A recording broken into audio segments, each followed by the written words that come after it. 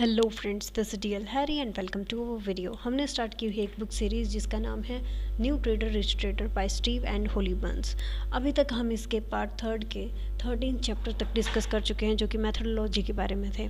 तो आज हम डिस्कस कर रहे हैं इसका नेक्स्ट चैप्टर जो कि है 14th, जिसके अंदर है new traders try to predict, rich traders follow what the market is telling them.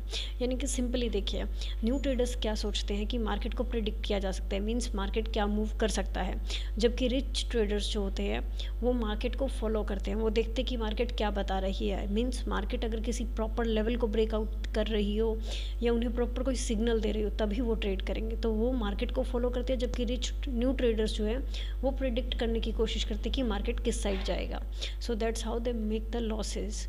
Follow the market. अब मार्केट को फॉलो करने के लिए आप क्या क्या कर सकते हैं, किस तरीके से आपकी प्लानिंग हो सकती है, किस तरीके से आप समझ सकते हैं कि मार्केट क्या कर रही है। तो सबसे पहला काम आपका जो होगा, रीड द चार्ट्स। इसके लिए आपको चार्ट्स को देखना है, जितना ज़्यादा हो सके ट्रेंड लाइन, सपोर्ट, रेजिस्टेंस या कोई इंडिकेटर, उनकी हेल्प लेने की कोशिश कीजिए, समझने की कोशिश कीजिए। कैंडल पैटर्न्स को देखिए कि वो किस तरीके से पैटर्न बनाकर कंप्लीट आपको एक ट्रेड दे रहा है। ट्रेड पैटर्न्स, ट्रेड कहाँ कहाँ बन रहे हैं, जब आप चार्ट्स को रीड करेंगे, हिस्टोरिकल डेटा देखेंगे या किसी पर्सन की प्रॉपर, अगर आप किसी को फॉलो करते हैं तो उनकी ट्रेड्स को देखिए कि वो किस तरीके से कहाँ पर ट्रेड लेते हैं, उनका ट्रेड मैनेजमेंट क्या है, वो कौन से सिग्नल्स देखते हैं, तो वहाँ से आपको ट्रेड पैटर्न्स मिलने शुरू होंगे। तो that's how you can trade. Follow the market, it tells you what to do. आपको सिर्फ वो मार्केट को फॉलो करना है, मीन्स आपने एक स्पॉट लाइन या एक ट्रेंड लाइन लगाकर छोड़ दी है या कोई रेजिस्टेंस लाइन लगाकर छोड़ दिया या कोई इंडिकेटर लगा दिया है। अब बस आप वेट कीजिए कि कब मार्केट उस सिग्नल को ब्रेक करती है या आपको वहाँ पर एक अच्छा सिग्नल देती है। जब मार्केट आपको बता दे तो बस आपको वही फॉलो करना है और वेट करना है उसके नेक्स्ट सपोर्ट लेवल के लिए या किसी ट्रेंड लाइन के लिए, ताकि वहाँ तक का आपको टारगेट मिल सके। डोंट बिलीव इन साइकिक्स और प्रॉफिट्स।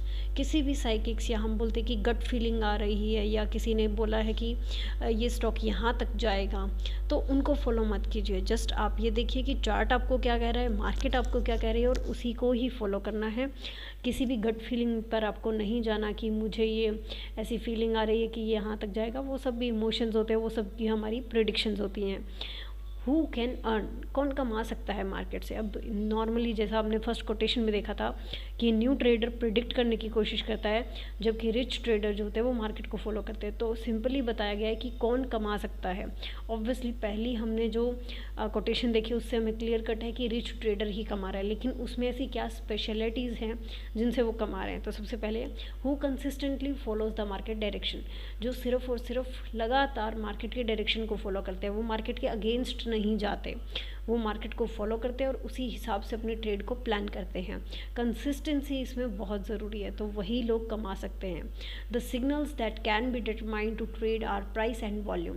जिन सिग्नल्स को आप फॉलो कर सकते हो, जो सबसे ज़्यादा इंपॉर्टेंट होते हैं और जिनको आप कोरिलेट करके समझ सकते हो, that is price and volume. Because price decide करेगा कि आप समझ सकते हो कि वो स्टॉक ग्रोथ कर रहा है या वो नीचे गिर रहा है, उसमें कितना मोमेंटम है, वो सब चीज़ें।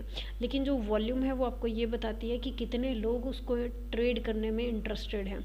तो यहाँ से आपको आइडिया लगता है कि जब लोग पर्टिकुलर उसको ट्रेड करने के लिए इंटरेस्टेड हैं तो वो कितना ऊपर या नीचे जा सकता है। Having a simple system, not too complex. अपने सिस्टम को बहुत ईजी बनाइए, बहुत ईजी, बहुत ही सिंपल, ताकि आप भी समझ पाएँ और किसी और को भी समझा पाएँ।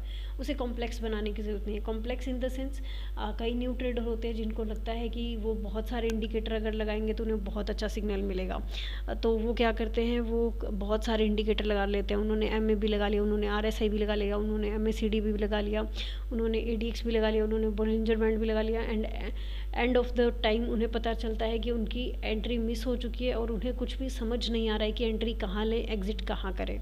सो दैट्स हाउ, आपको कॉम्प्लेक्स बनाने की ज़रूरत नहीं है। जस्ट सिंपल रखिए, सपोर्ट, रेजिस्टेंस ड्रॉ कीजिए, ट्रेंड लाइन लगाइए और कोई भी एक सिंपल इंडिकेटर जो आपको समझ आता हो वो आप यूज़ कर सकते हैं। Trade what's happening, not what you think is gonna happen. उसी को ट्रेड कीजिए जो हो रहा है, जो आप सोच रहे हैं कि ये ऐसा हो जाएगा उसे ट्रेड मत कीजिए। सो यही आपके काम आएगा। जब आप हो रहा है, जो चीज़ आपको दिख रही है आप उसे ट्रेड करेंगे तो वो आपके फेवर में जा सकती है, वहाँ पर आपकी प्रोबेबिलिटी जीतने की ज़्यादा है। अदरवाइज़ क्या होगा, आप सिर्फ प्रेडिक्ट कर रहे हैं कि ये हो सकता है, लेकिन वैसा होने के चांसेस बहुत कम है, क्योंकि वैसे कोई भी सिग्नल्स आपको नहीं मिल पाए हैं। तो ऐसे में ज़रूरी है कि आप वेट करें और मार्केट को सिग्नल देने दें। रिच ट्रेडर्स टिप, अब यहाँ पर जो डिस्कशन हुआ है रिच ट्रेडर और न्यू ट्रेडर के बीच में, तो लास्ट में रिच ट्रेडर हर एक लेसन के एंड में एक टिप दे रहे हैं। तो यहाँ आज का हमारा टिप है, if someone thinks they can predict things often enough to create an edge, it's the height of arrogance और ignorance.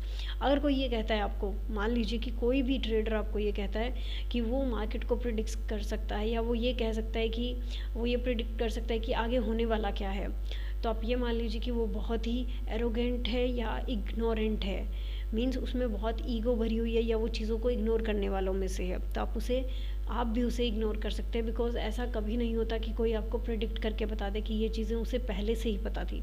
The only thing we can do with any certainty is to follow price action wherever it Leeds.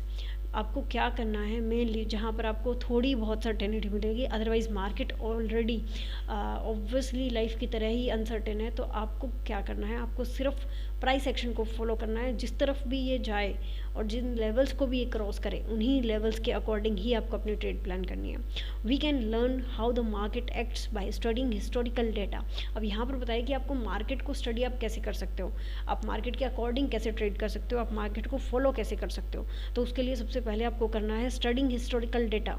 Historical data को study कीजिए, उसमें आप technical और fundamental दोनों रख सकते हैं। चार्ट पैटर्न्स, चार्ट्स को रखिए, एंड ट्रेंड्स, और ट्रेंड देखिए कि मार्केट किस तरीके के ट्रेंड में है, अभी अब ट्रेंड है या डाउन ट्रेंड है या साइडवेज है। उसके अकॉर्डिंग आप अपनी ट्रेड को प्लान कर सकते हैं कि आप बाय करना चाहते हैं, आप सेल करना चाहते हैं, या एक बार आप कुछ नहीं करना चाहते हैं।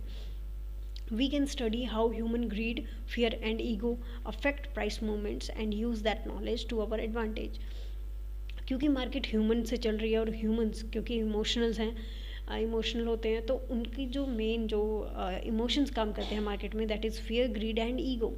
तो आप अगर चार्ट को देखेंगे, वहाँ पर आप ट्रेंड्स को देखेंगे, तो वहाँ पर आप देख पाएंगे कि किस तरीके से बायर एक ग्रीड के साथ आता है कि हम और कमा लें, और उसके बाद जब डाउन आ रहा है तो किस तरीके से उसका फियर काम करता है कि ये बहुत ज़्यादा ना गिर जाए, और किस तरीके से लोग ईगो के साथ आते हैं कि हमारी प्रेडिक्शंस जो है वो गलत कैसे हुई।